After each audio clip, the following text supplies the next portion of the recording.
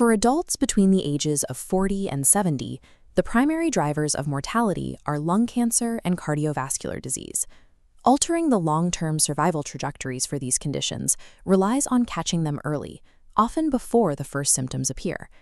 To meet this need for early detection at a massive scale, the National Institutes of Health is advancing research into automated CT analysis, a system capable of rapidly screening patient scans for anomalies.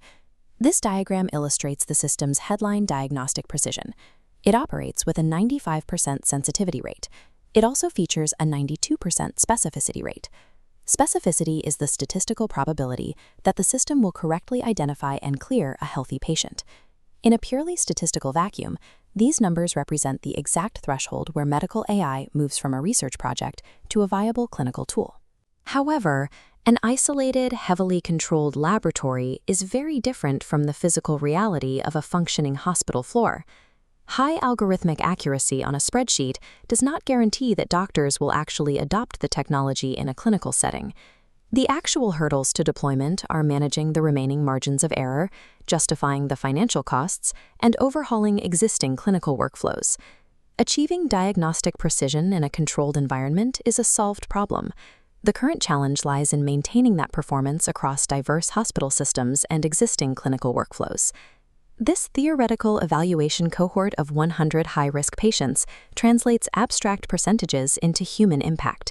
Sensitivity measures the system's ability to correctly identify 95 out of 100 sick patients. But we must isolate the remaining 5%.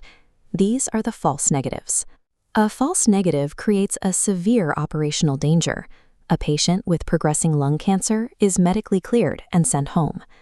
Now we test specificity, the system's ability to correctly clear 92 out of 100 healthy patients.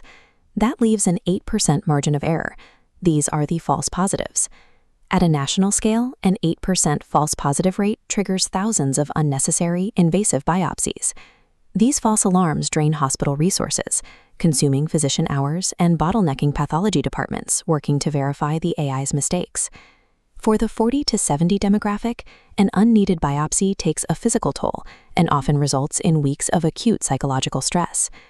Managing these exact margins of error, the 5% fatal misses and the 8% unnecessary procedures, remains the primary barrier to large-scale implementation.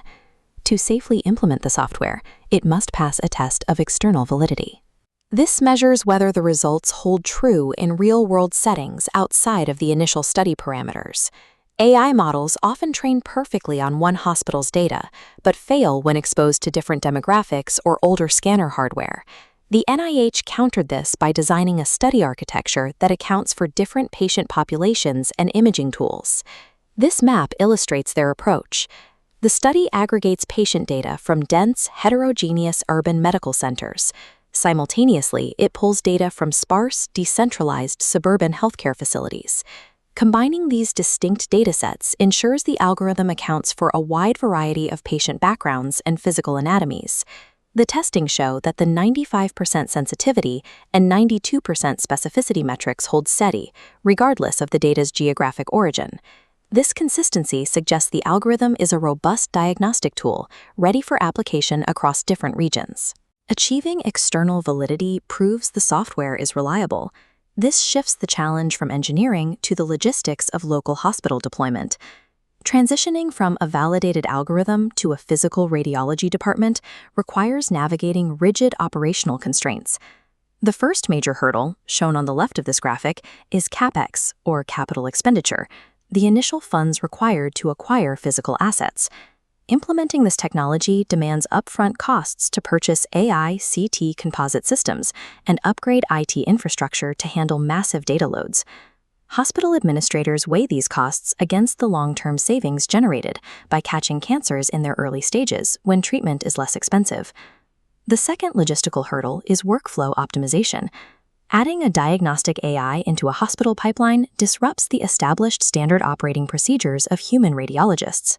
Departments experience friction in determining when the AI is run, which staff member reviews its output, and how to resolve conflicting diagnoses between the machine and the doctor. Addressing these friction points requires staff retraining and new educational protocols for handling AI-flagged anomalies. The primary bottleneck preventing widespread AI screening is now a massive challenge of clinical logistics and human change management. The automated CT system focuses on high-speed screening rather than autonomous clinical decision-making. This statistical filtering allows the system to process massive datasets and highlight specific anomalies for a physician's final review. This flowchart outlines the collaborative workflow. First, the AI scans raw data to highlight the statistical probabilities of hidden nodules.